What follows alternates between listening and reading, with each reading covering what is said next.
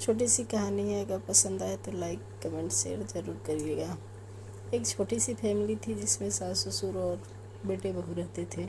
अचानक एक दिन सासू माँ की तबीयत बहुत ज़्यादा ख़राब हो गई और उन्होंने अपने पति को बुलाया और बोला कि अगर मेरी मृत्यु हो जाएगी तो मुझे 16 श्रृंगार करके ही विदा करना।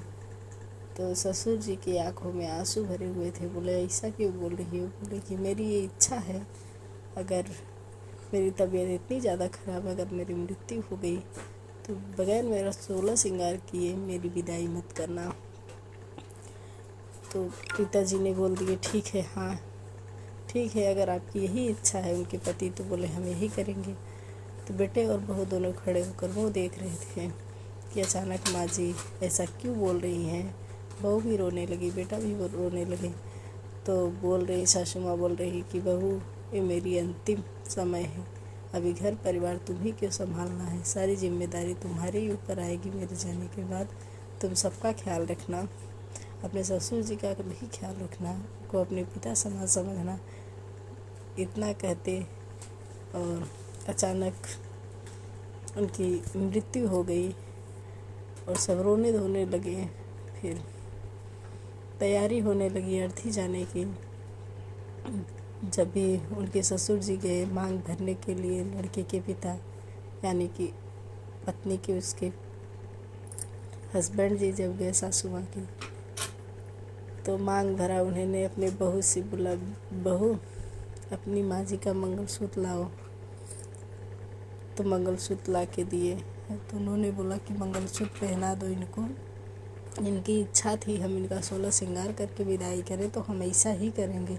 तो बेटी बहू एक दूसरे का मुंह देखने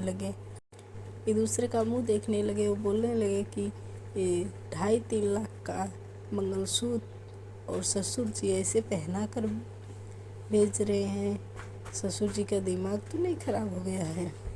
इतना महंगा सोना है और इस टाइम ससुर जी इसको जलाएंगे। बेटे बहू एक दूसरे का मुंह देखते रह गए, लेकिन कुछ बोल नहीं पाए। और उधर खड़े गांव वाले सभी लोग बातें बनाने लगे। फिर ससुर जी ने किसी की बातें को नहीं ध्यान दिया, सबका बातों का नज़रअंदाज किए और अपनी पत्नी को ले गए जलाने के लिए। तो उन्होंने जब जलाया तब बोला, जलाने लगे और बोले लो आपकी आखिरी इच्छा यही थी ना कि हम आपको 16 श्रृंगार करके आपकी विदाई करें। तो आज हम आपको 16 श्रृंगार करके विदाई कर रहे हैं। अब आज आप बोल रहे थे हमें सुहागन ही मरना है, तो आज आप सुहागन ही मर गई। लेकिन आपने एक पल के लिए मेरे बारे में नहीं सोचा। हमने तो आपकी सारी इच्छाएं पूरी कर दी, अब तो आप खुश हो ना।